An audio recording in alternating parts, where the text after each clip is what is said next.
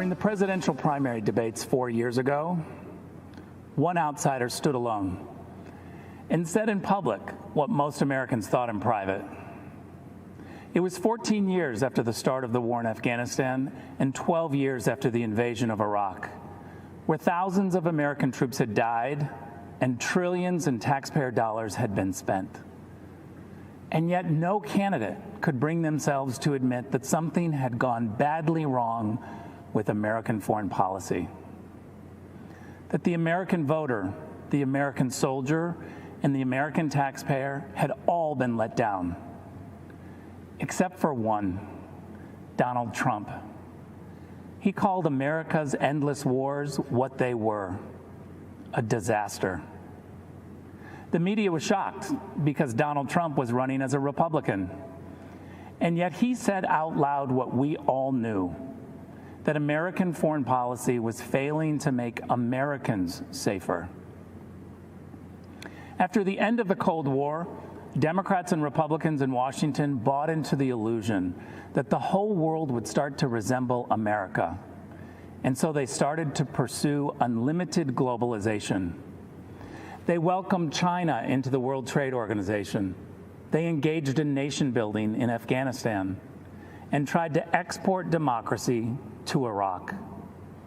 They signed a nuclear deal with Iran and a global climate agreement in Paris.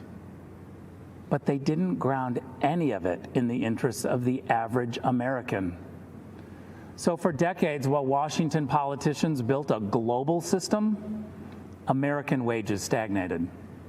Our great cities and industries were hollowed out. Entire communities were devastated, and our manufacturing plants were shipped off to China. That's what happened when Washington stopped being the capital of the United States and started being the capital of the world. As U.S. ambassador to Germany, I had a front row seat to Donald Trump's America First foreign policy. I wish every American could see how President Trump negotiates on their behalf. I've watched President Trump charm the Chancellor of Germany while insisting that Germany pay its NATO obligations. I was proud to witness President Trump say to foreign leaders, "I don't blame you for wanting America to pay for your security. I actually respect you for out-negotiating the presidents before me. But it stops with me. I won't let the American taxpayer be taken advantage of." Donald Trump's administration has always made clear that our priority is the American people's security. That's the job of all leaders, to put their people first. And we've seen how this strategy has succeeded.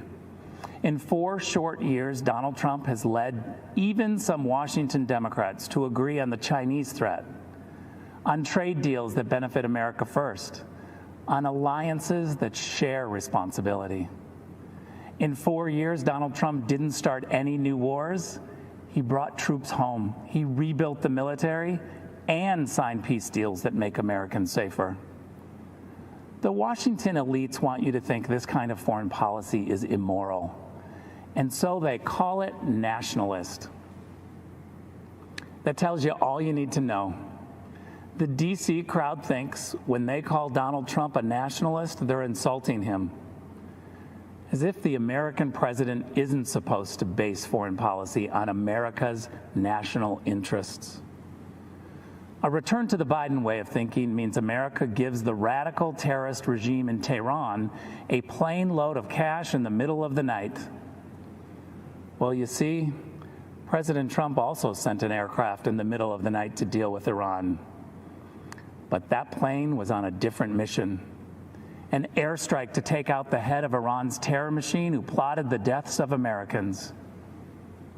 But we also must be clear that when those who seek freedom take tremendous personal risk in places like Hong Kong, Tehran, or Minsk, there is no doubt who President Trump's administration supports. We will always stand with the people who fight for their God-given freedoms. Don't be fooled. The Washington establishment is trying to sell you on their candidate. Joe Biden was first elected to the Senate in 1972, 48 years ago. Well, it's actually the typical Washington story. Just this year, 22 Democrats ran for president. They rejected all of the outsiders and nominated the ultimate Washington insider, someone they had to pull out of retirement. Every time Joe Biden offers a new idea, you should ask yourself, why didn't he try that over the last 48 years? Today, the Democrats blame a global pandemic that started in China on President Trump. And they still blame Russia for Hillary Clinton's loss in 2016. As acting director of national intelligence, I saw the Democrats' entire case for Russian collusion. And what I saw made me sick to my stomach. The Obama-Biden administration secretly launched a surveillance operation on the Trump campaign and silenced the many brave intelligence officials who spoke up against it. They presented bogus information as facts. They lied to judges. Then they classified anything that undermined their case. And after Donald Trump won the election, when they should have continued the American tradition of helping the president-elect transition into the White House, they tried instead to undercut him even more. Former Vice President Joe Biden asked intelligence officials to uncover the hidden information on President Trump's incoming national security advisor 3 weeks before the inauguration. That's the Democrats. Between surveillance, classifications, leaks, and puppet candidates, they never want the American people to know who's actually calling the shots. But with Donald Trump, you always know exactly who is in charge. Because the answer is you. You're in charge. Not lobbyists, not special interests, not warmongers or China sympathizers or globalization fanatics. With Donald Trump and Mike Pence in the White House, the boss is the American people.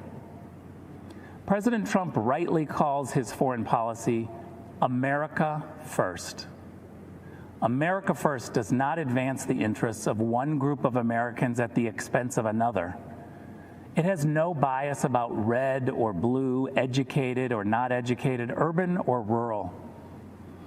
America First is simply the belief that politicians should focus on the equality and dignity of every American, and that this duty is fulfilled by promoting the safety and wealth of the American people above all else. That's America First. That's the Trump doctrine. And that, my friends, is 4 more years.